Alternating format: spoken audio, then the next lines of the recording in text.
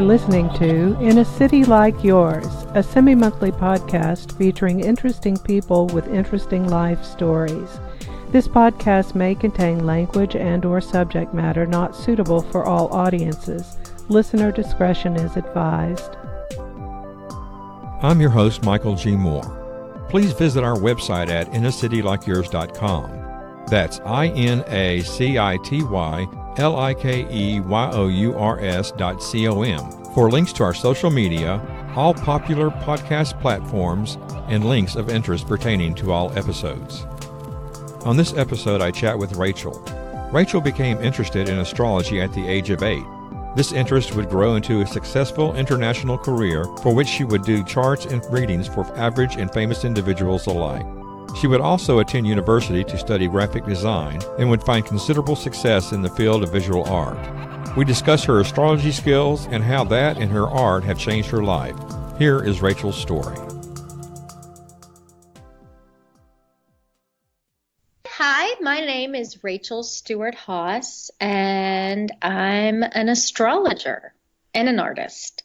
And I first got into astrology probably around middle school.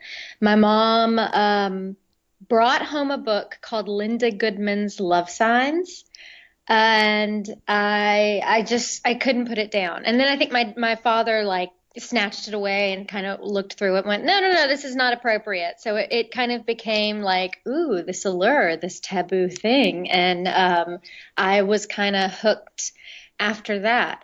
And I just kind of basically was interested in the basic sun sign astrology. Like, oh, there's this boy I like and he's an Aries, or this is my best friend and she's a Scorpio. And so I kind of just really was interested in the psychology of astrology and what it kind of meant for each individual person and how they fit that particular sign. So I felt like I got I really delved into just the basic sun sign of astrology. And it really wasn't until I was in college that I really started having access to astrology computer programs where they could kind of pull up a chart really fast instead of kind of hand drawing it and casting it yourself.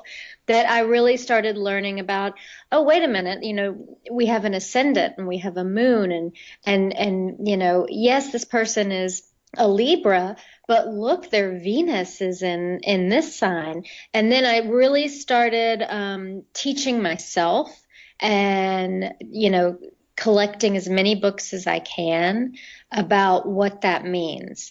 And then I think it was really into the late 90s, early 2000s that I was just, everybody I met, every friend that would let me know their birth time and all their information with their chart, I would just, constantly be reading for them and, constantly calling them up and like, hey, this is going on for you today. How was your day? And some would get really annoyed, but some really enjoyed it. And one day someone said, well, I'm really loving this. Let me pay you for it. And thus my business was born, so to speak. Why don't you talk a little bit about what each sign means? Okay, so there's 12 signs in the zodiac. The first one is Aries. And it's interesting that we're talking about this because every March 20th starts the first day of Aries. So today is the first day of Aries, and Aries are, they're associated with the ram. They're associated with the planet Mars. They're pushy. They kind of get in there first because they're the first sign of the zodiac and they're associated with spring. They kind of want to, be the first to react to something. So they're usually really pushy, slightly bossy people. But, in a situation where you need someone to take action right away, Aries are the ones to do it. The second sign of the zodiac is Taurus, and Taurus is associated with a bull and the planet Venus. And I always think of, Ferdinand the bull associated with Taurus. Taurus also usually loves comfort food, so sometimes they're associated with a baked potato. But they're very slow and cautious and security minded. So we think of the stock market with the bull, and they love money. They need security, and they're really slow to react. But really, once they get going, they have inertia. They just don't stop. And they're very, very stable. So the third sign is Gemini. Gemini is associated with twins and the planet Mercury. And Geminis they're an air sign, and they're all about communication. And most of the Geminis that you meet, there's something with communication. They either, need to be very social, or they're very intellectual in some way, and they love kind of, constantly grasping more knowledge and searching that out and finding it and researching and reading and all of that. The downside of Geminis is they can get too flighty at times because they are the twins, and so they can be associated with almost two different kind of personas sometimes that kind of go back and forth on things. So the fourth sign is Cancer. And Cancer is associated with the moon and a crab. And Cancers get a bad rap. I am a Cancer. So I know that they always say, oh, they're so sensitive and they cry a lot and they just want their mommy. And really, they're a very powerful sign because they are the nurturers of the zodiac wheel, and they really kind of take care of things, and they really want everybody to feel protected in some ways. Usually, Cancers really see everybody as if they were a baby, and so they end up being really great with people, and sometimes with kids, sometimes not. Depends on the Cancer. The fifth sign is Leo, and Leo is associated with the sun and a lion. And Leos are the stars of the zodiac. They love being on stage. They love getting attention. They're very dramatic. They're very theatrical, and they're very childlike. In their negative form, they can also be very childlike. So they can also be like, having giant temper tantrums and things like that. The sixth sign is Virgo. And Virgo is also associated with the planet Mercury, and is also associated with the Virgin. And they can really be almost like the little librarians of the zodiac wheel. Virgos are very organized. Usually, they like controlled chaos mostly, but they're usually pretty organized only because they see every little detail. And it can drive other people crazy, especially other signs that like to gloss over details because they notice every little thing. So they're really great for helping us get organized. They're usually very loyal, and they can also be very neurotic because their brains tend to kind of go on overdrive at times. The seventh sign is Libra, and Libra is associated with the scales. And it is also associated with the planet Venus. It shares that with Taurus. And, Libra is interesting because most of these signs are associated with either, an animal or a mythical being of some sort. And Libra is the only one that is neither of those. It's kind of associated with something that's not alive. And that doesn't mean that Libras don't breathe life into everything. But because they are associated with the scales, Libras are very balanced. They like cooperation. They are the most fair sign in the zodiac. They want peace at any price. They hate arguing. They hate conflict. It drives them crazy because they want balance. And they can really see both sides of a situation where no other sign can really do that. So it makes them kind of special, and they need to be in a partnership. They hate being alone. They love being with people. It makes them feel safe and secure. The eighth sign is Scorpio, and Scorpio is associated with a scorpion and is associated with both Mars and Pluto, because it was mostly associated with Mars before they discovered Pluto, which is still a planet. And to me, at least, anyway. And so Scorpios are intense. They're very passionate. They want deep emotional, connectivity. They aren't afraid of things that are dark and gross and taboo. They're usually little detectives. They like figuring things out. And they tend to be they say that Scorpios are more sexual, but really Scorpios are associated with shared energy, which is why they can deal with money better than any other sign, because they're not afraid to kind of get all in there into other people's stuff. So Scorpios are very strong. They're very, very, very powerful signs. The ninth sign is Sagittarius. Sagittarius is associated with the planet Jupiter and is also associated with a centaur, which is a half human, half horse. And Sagittariuses are the big mouse of the zodiac wheel. They constantly have the foot and mouth conundrum, and they tend to talk a lot, and they're optimistic, and I always think of them as like they come in and they're real happy with a big smile on their face, and they're like a fun drunk uncle, that you have that's kind of, very generous and giving out a lot of stuff. And Sagittarius love to travel. They don't like to be tied down. They don't like to be told what to do. They want to see the world. They want to experience a lot of stuff, and then they want to tell everybody about it. They're really a fun, great sign. Everybody needs a good Sagittarius in their life. The 10th sign is Capricorn, very different from Sagittarius. Capricorns are associated with a goat. They are also associated with the planet Saturn. And Capricorns are very hardworking. And they are success oriented, and they're very, very driven, and they have just a burning desire to be recognized, and to be recognized for doing a good job. And the majority of Capricorns out there, you'll find, are very, very business savvy too. So they're kind of they're the workers. They're really great at turning something into nothing and making a great business of it. So if you ever really need good business advice, go find a good Capricorn to give it to you.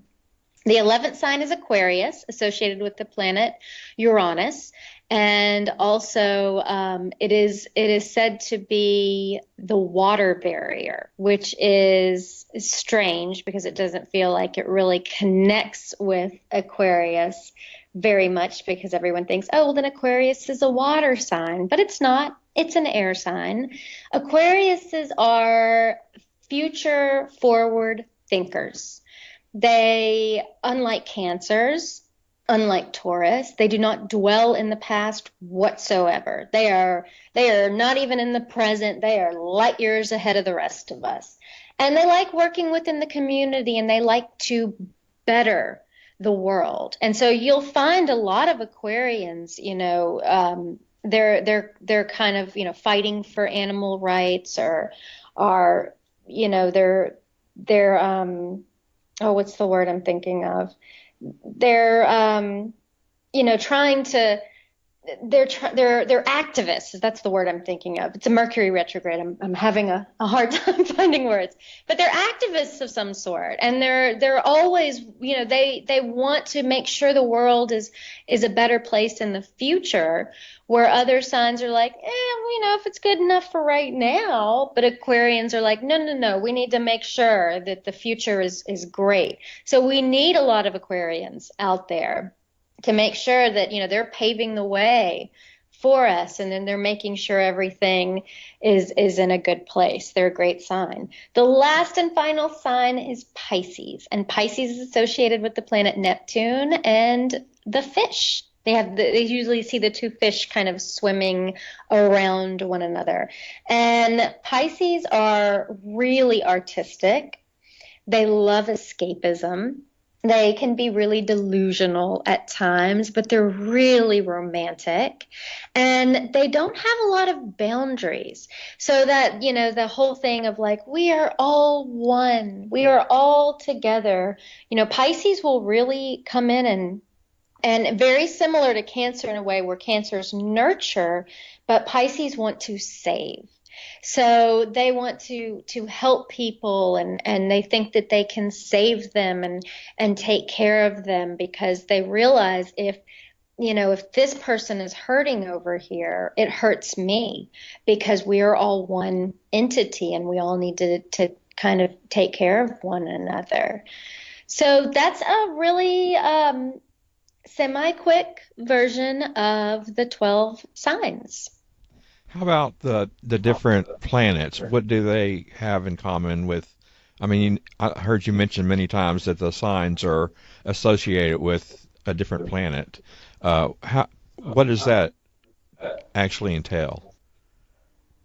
Well, it's you can have different planets when you pull up someone's astrology chart, or if we're looking at the sky today, for example. We know that right now in the sky, Mars is in the sign of Taurus. Well, Mars really loves to be in the sign of Aries because Mars is associated with Aries. Mars in the sign of Taurus has a completely different feel. So you can go through you can take one planet and really go through each of the signs, and it has like a different flavoring. Mars in general in somebody's chart shows where we're aggressive, and it shows where we have energy and where we get that spark to start something new. So Mars in Aries is very warrior-like because Aries is already very much like that. So it kind of gives you a little extra oomph when you have Mars in Aries. When somebody has Mars in Taurus, which anybody who's born right now or around this time they're getting Mars in Taurus. When you have Mars in Taurus, Taurus is very slow and stubborn. So this is, your fighting style. When you get aggressive, when you spark with something, maybe it just like a Taurus, it takes you a long time to kind of get going, but when you do, you really go. And it also makes you quite a stubborn fighter. Mars and Gemini, and you can kind of go on and on and on throughout the 12 signs. So every planet is like that. Every planet has a different association with depending on which sign it's in. And so to read a chart, we have to look at all the planets and all the different signs that they're in, and then how they relate to one another. Is Mars and Venus talking in the chart? Is Mars and Neptune talking in the chart? And then you kind of delineate the chart from there, and we kind of get a great idea. What is this person about? What is their personality? What are the kind of things that they like? What are the kind of things that turn them off? Where are they fearful? Where are they confident? And we kind of get a good psychological view of each individual person. Then it becomes really interesting. How about the moon in the different phases of the moon?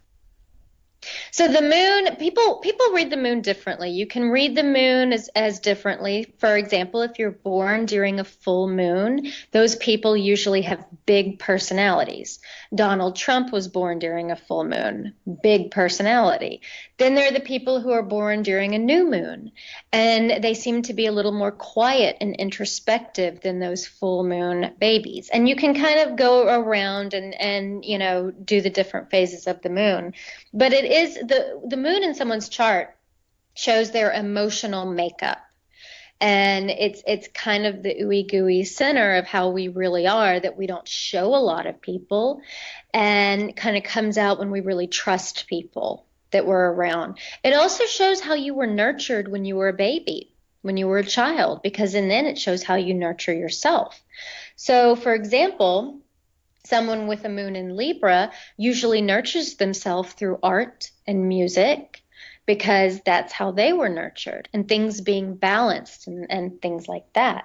Somebody with a moon in Taurus usually nurtures themselves with food, because usually they had a parent that did that to them, or either baked a lot or gave them a lot of food, and that becomes comforting, and so on and so on. And it depends on which planets are hitting on the moon and where that moon is and which house the moon is in. So there's a lot of different factors for what a planet does in someone's chart. It can be quite maddening, and it takes a lot of years of studying, I have to say. Do the stars outside of our solar system, do they have an effect on uh, the signs? Uh, yes and no. They're discovering stuff all the time. And of course, there's some stuff that we have not discovered that is probably affecting you and I that we just don't have any idea. There are asteroids that people have studied that we are, figuring out, what is this asteroid? So there's an asteroid called Vesta, and Vesta is associated with the hearth fire. It's the flame, the internal flame that never goes out. So I don't take a huge amount of stock in the asteroids. I kind of give the planets a little more substance. And I think the asteroids are kind of fun to throw in there because sometimes they really do pack a punch every now and again. But I think it's the planets that we really, really know very well. For example, there was an asteroid discovered in 1975 called Chiron. And that's pretty new. We don't know a whole lot about Chiron. There's a man named Zane Stein who wrote a fabulous book on it. And then there's another one, I can't remember his name, he wrote a book on Chiron called The Rainbow Bridge. And they kind of associate it with being like a wounded healer. And so we're kind of still discovering what exactly that means. So it takes time. The Egyptians studied this. So we've known, what Venus and Mercury and Mars and kind of those inner planets have been doing for, gosh, eons, eons. So it really takes a long time to understand, what this planet, what it really means in someone's chart and what it's doing in the sky. How about you mentioned earlier casting a chart? What does that Yes. entail? So when you cast a chart, you take somebody's birthday, year, place, and exact time that they were born. And from there, you pull up an ephemeris, which shows you where all of the planets are in the sky at a certain time, and you draw up a chart. So from there, we know, this planet goes here, and this planet was here at the time you were born, and the this sign was rising in the east, and you kind of figure out a chart from there. And thank goodness we have computers and programs to do it for us because it really was quite an extensive amount of work to do by hand prior to having computers. We're quite lucky now. So they're kind of a roadmap to what your I guess your psyche. Yeah, it's your blueprint. It's kind of like your blueprint for life. And it shows your traits and your tendencies and your strengths and your weaknesses. And, as we grow, as we evolve, as things in the sky, change and aspect our own chart, we can tweak some of these things. For example, somebody who is born with Mercury in the 12th house may be very, very shy when they were little. And as through things such as progressions and transits, they kind of evolve out of that. And you can say, "Hey, were you really shy when you were younger?" And most of the time, they'll say, "Yeah, yeah." And you can tell because the way that they think, the way that they talk and communicate was in the very private 12th house when they were born. What does that mean, 12th house? So each house has a different association. And so when you draw up an astrology wheel, it looks like a pizza pie. And there are 12 houses. Each are associated with the 12 signs. And with those houses, each house means a certain thing. So if we put, say, Mercury, the planet of communication, in the first house, The first house is very visible, so we know this is a talker. This person talks a lot. If we put it in the last house, which is the hidden house, not so much. So you can kind of determine, how these planets play out by sign, by location, and by aspects. Well, I'm a Libra, and what you've said before really sounds a lot like me. I'm artistic, and I like things balanced. I don't like conflict. What would be something? What house? Well, do you have to know my birthday in order to? Yes. Well, do you know? Do you know what time you were born? No, I don't. I just know my date. Okay. So if you knew what time, and if you don't know what time you were born, most of the time, because mothers can sometimes be forgetful in the throes of childbirth, it's usually on your birth certificate. So once we go from there, but we can pull up. I've got my program open. So why don't you tell me your birthday, and I can kind of throw that up there and give you some information. Okay, October 7. Do you need the year? Mm-hmm. 1961. Okay, and we don't know what time you were born, and so we don't know, because we don't know what time you were born, we don't know where your sun is in Libra. We don't know if it's in the 12th house. We don't know if it's in the first house, because that wheel is the sky. And the sky is constantly moving and constantly changing. Okay? But what we do know when we pull up your chart is, yes, you are a Libra. And, you are a guilty Libra, because your Libra sun is at a 90-degree angle with the planet Saturn. So I love when we have a hard Saturn angle to your sun, because it gives you accountability. Now, the hard thing about being a Libra with Saturn squaring your sun is you are very hard on yourself. You always want to be better, and you always know that your job is never, you're your worst critic. You're always like, oh, that's not good enough. I'm not doing a good job. And I love that, because it gives you drive and it gives you determination, and you keep wanting to better yourself. Now, the downside of having a hard Saturn angle, is Saturn can sometimes make you depressed. So you'll go through periods in your life where you're really, really down, and then you go through periods where you're like that little billy goat up the mountain going, nope, I'm going to do this. I'm going to do this. I'm going to be determined, and I'm going to get it. So that's a really powerful aspect that you have in your chart. We don't know your rising. We don't know your ascendant, because we don't know what time you were born, but we do know that your moon is in Virgo.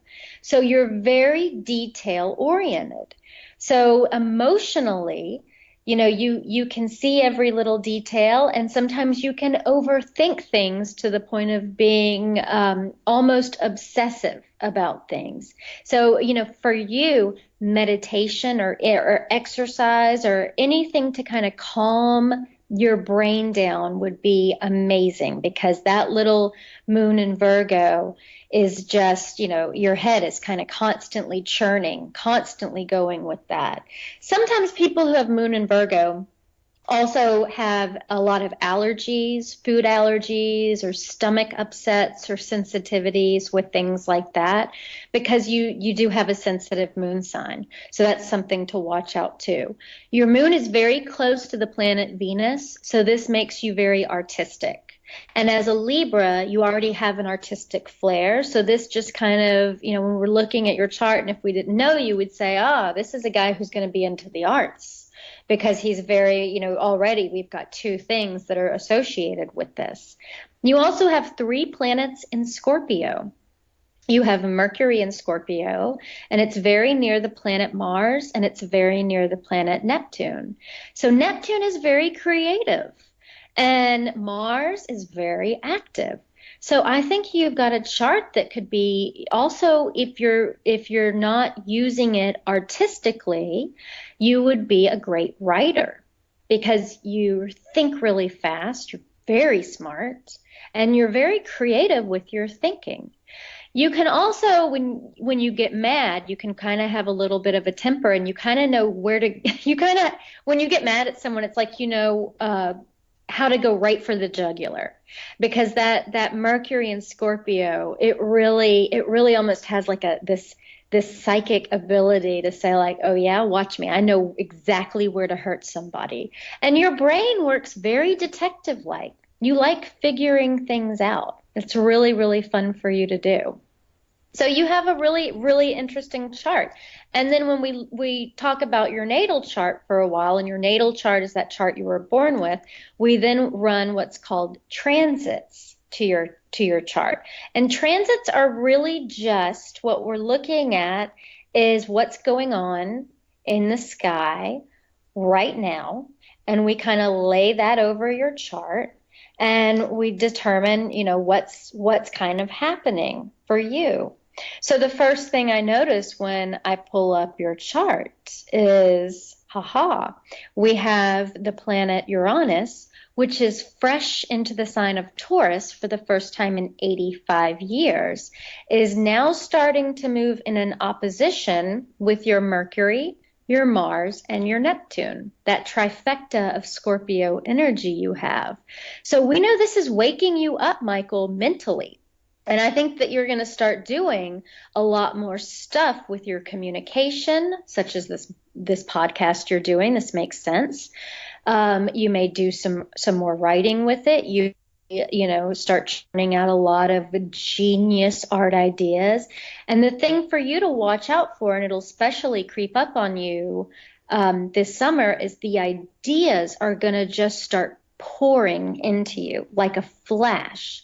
So we know that you kind of get hard on yourself. So when these ideas kind of flood in for you, you have to it's almost like it's this swirling energy that comes in really quick and leaves just as fast. And it's almost like you have to jump and act on it right away.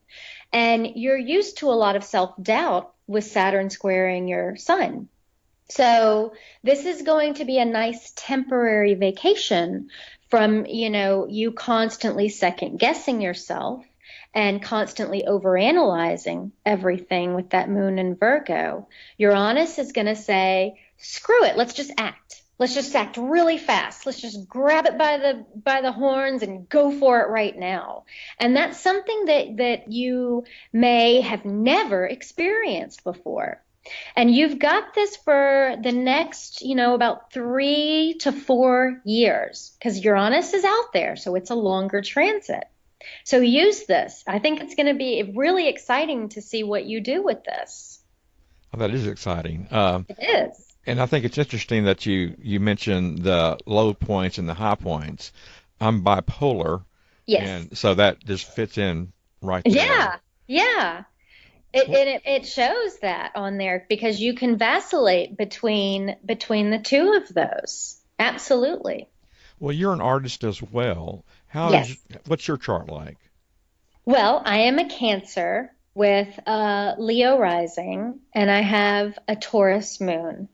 Let me pull up my chart. I'm so used to reading other people's charts, I almost never look at my own chart. So my Cancer sun is very closely linked with the planet Venus, which is art. But there's an actual art area in the chart, which is associated with the 5th house. And in the 5th house, I have Neptune. And Neptune is it's the planet of, it's the god of the sea. It's very creative. It's very music oriented. It's also very escapist. It doesn't care if you use Neptune for, creating a symphony or a piece of art, or escaping into a whole bottle of wine. Neptune doesn't care as long as you use it. And so I have it in the 5th house. So I have the ability, if I want to tap into that and use it for a creative expression. I also have Saturn in the sign of Leo, which is also very artistic as well. So because I have Saturn in Leo, it gives me the drive to be an artist. If I didn't have that, Um, I may, be happy just drinking the day away. But because I have Saturn and I've got Venus close to my sun, I'm able to really create something out of it and make some substance out of that. That Saturn, which can be a really hard planet, can really end up being our friend in the long run. Because without the hard things in our chart, we can get lazy. So everybody, asks me when they come in, oh, don't tell me if I have anything bad. I really want to make sure I have a good chart. And we really don't want a good chart, because a good chart means that we can lay around on the couch all day getting high and thinking it's great and that there's nothing wrong with that. We need the guilt. We need the accountability. And that's what a hard Saturn will do for you. How about, why don't you talk a little bit about your art and how you got started in art and you went to school and studied and what that process was like for you? Well, I really, art was, it just was there since I could, hold a pencil. It was just something I did. And I always did it, and I kind of didn't really think about it. It was, just something I did. And then when it was time to go to college, I really, I was looking around at different schools, and it just hit me, I really just want to be an artist. That's really what I want to do. It's not just going to be some hobby on the side for me. So I ended up going to the Kansas City Art Institute in Casey, Missouri, and I majored in design and illustration. And from there, I went as quickly as I can to New York City, where I was just dead set determined to be an illustrator. And I did pretty well while I was there. I worked for the Village Voice. I had a piece in the New Yorker. I did pretty well. And but I wasn't really crazy about living in New York. I really don't like authority. I'm pretty bad with authority. So I didn't like people telling me what to do with my art. That kind of, I didn't realize how much that would drain me. So I decided, I don't like this. I'm out of here. I'm leaving. I went back to Kansas City, and I ended up working for a greeting card company. And I was doing art for a greeting card company, but I opened up an art gallery, excuse me, with some friends called the Green Door Gallery. It's no longer there. And I would get these ginormous canvases, because everything, when I lived in New York, had to be so super, super tiny. And so I'd get these ginormous canvases when I moved back to Kansas City, and I created all these huge pieces of work, and I would slosh around paint everywhere, and it just felt so freeing, and nobody was telling me, oh, can you change that to red, or maybe can you move that over there? And it just felt so great. And I started selling these paintings, and I got into a gallery in Kansas City, and it just became something I never stopped doing. And then eventually in 2004, my husband and I decided to move back home. So I quit my day job, and I just came back here to Shreveport, where I've continued to do the art. And and then I had my children. I had two kids, and those they took up some time there for a couple of years, and kind of still are. But after, getting some freedom with them going back into school, that's when the astrology business really picked up. And I would say they're really even. They're really both even, where I'm really lucky I get to kind of have this multitasked career here, where I feel like I'm an Asian fusion restaurant or something. Some days I'm this and some days I'm that. So I get to wear different hats, and it's not boring. It keeps me interested on both of them, and I still really enjoy it. Talk a little bit about your girls, or what I like to call your girls. I know that your current style, there is a character that you seem to use. Is she you, or is she manifestation of something else? No, she's not. She's not me. But I clearly, whatever I'm going through in life seems to show up on the canvas. And I really started kind of creating her my senior year of college. And I've always been interested in fashion and drawing females. I've never been interested in, landscapes or even males, drawing males. We drew a lot because we had, nude studies every day. And I would always be so bummed when a male showed up. I'd be like, oh, it's just an upside down triangle. You guys are so boring to draw. No offense. And I would get so excited when a female would come in because there's all these fun curves and you could, do their shapes differently. And so I just find females much more fun to draw. And also go back to the astrology chart because I got to do both.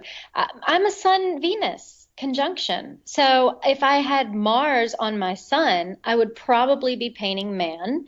But because I have Venus, which is associated with women, I'm going to paint women. And I don't really look at the girl as the same girl. To me, it's a completely different person every time I paint. Because I think if it was the same girl in my head, I know a lot of people don't, share that same viewpoint. But if it was the same person, I think I would get bored with her by now, but I'm not. So to me, she's different every time. It's almost like having a doll or dolls and playing, I kind of put them in certain different scenarios that is something that I'm feeling at the time, whether that be frustrated or happy or confident or even more specific than that. What would you say would be your highlight in your artist career and in your astrology career? Hasn't happened yet. I don't know if I think if I found that, I would stop. I mean, there's been great things. There's been really like exciting things. Such as when I won when Robert Pincus when I won that award with ArtSpace for critical mass. I thought I was just giddy with that. That was amazing. But, I always keep wanting not more. I don't want to say like more, but I always, what's next? What's next kind of thing. And with astrology, I think it's the people I meet.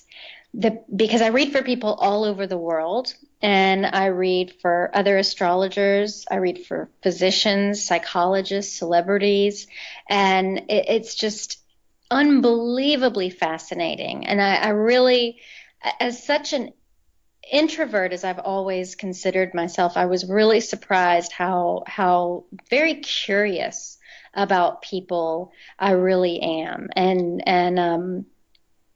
that's really opened up another side of me that's very refreshing. Something I like to ask all my guests is what kind of advice would you give someone who is looking to have a chart done or is looking to astrology to help guide their lives? Find an astrologer. I don't know. I mean, you can kind of try. There's lots of things online that you can kind of start, learning, do it yourself. You can go to astro.com and you can kind of put in your own information and cast your own chart. And I think you can kind of click on things that, this means this and that means that. And that's a good kind of self-help tool. But if you're really going through something, I would say, just so you know what it kind of entails, get an astrological reading.